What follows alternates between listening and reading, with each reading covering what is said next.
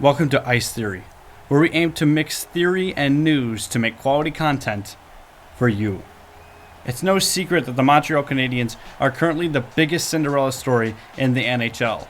Currently, the Montreal Canadiens swept out of the playoffs the Winnipeg Jets and somehow returned from a 3-1 series deficit to beat the Toronto Maple Leafs and will play the Las Vegas Golden Knights in the conference finals. The Montreal Canadiens were the worst team to make the playoffs this season, with teams doing better than them not even making the playoffs.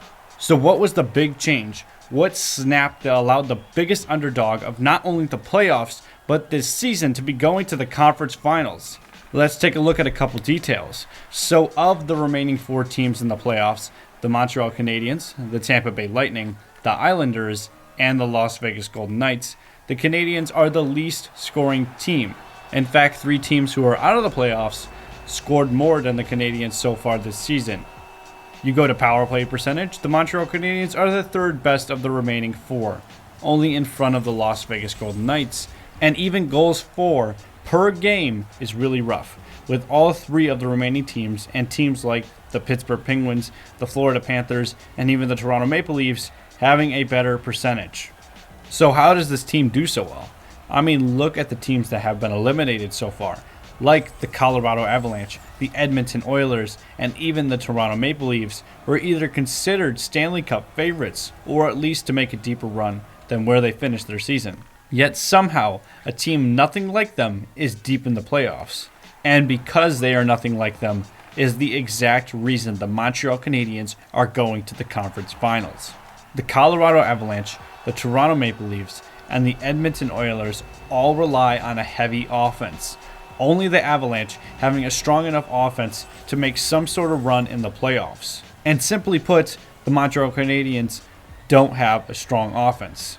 It's the other side of the puck that the Montreal Canadiens excel at and has allowed them to do so well in the playoffs. And by that, I mean their defensive game. Not just their defensemen, how their forwards play, and of course the most important part of the Montreal Canadiens, goaltending.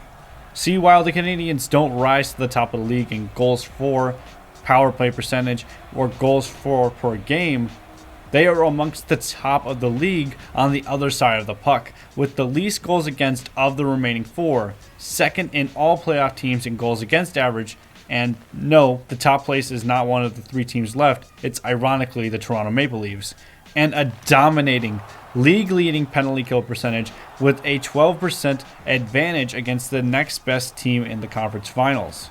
I know a lot of people may think that it's not because of their defense, but rather just luck that the Montreal Canadiens have made it so far, because Nylander, Matthews, and Marner didn't show up in the playoffs, and the Winnipeg Jets were just not on their game. But even the Las Vegas Golden Knights know that's not true. The Knights coach even said, "You're foolish to look at their record and make a judgment." And Marc-Andre Fleury talking about the Montreal Canadiens as well, saying they'll be making it hard on our guys to get some room in the offensive zone, neutral zone, and stuff.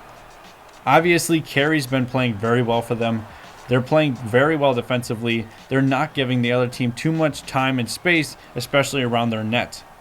Their young guys have been good. Their old guys have been good. So there's a reason why this team is there now. Obviously, they're very good, and it's going to be a great challenge for us. Now, that's not completely the whole part of the magic trick. A small reason that the Canadiens may have surprised teams is because a very small X factor, that is Cole Caulfield, who tore up the NCAA this season.